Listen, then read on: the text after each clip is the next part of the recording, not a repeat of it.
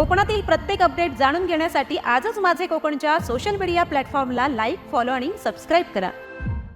रायगड जिल्ह्यातल्या पेण शहरातील फणस डोंगरी येथे राहणाऱ्या गणेश चुनारे या 14 वर्षीय अल्पवयीन मुलाची हत्या केल्याची घटना घडली आहे। या घटनेने पेण शहरात खळबळ उडाली असून त्यामुळे परिसरात भीतीचं वातावरण निर्माण झालंय।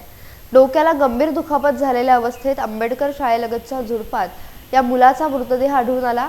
मृत मुलाचे वडील बाळू सुनारे यांनी याबाबत पेण पोलीस ठाण्यात तक्रार दाखल केली आहे। अज्ञात आरोपी विरोधात कलम 103 मधील 1 नुसार गुन्हा दाखल करण्यात आला असून पेण पोलीस या प्रकरणी अधिक तपास करत आहेत। दरम्यान रायगडचे जिल्हा पोलीस अधीक्षक सोमनाथ घारगे यांनी घटनास्थळी भेट देऊन परिस्थितीचा आढावा घेतला।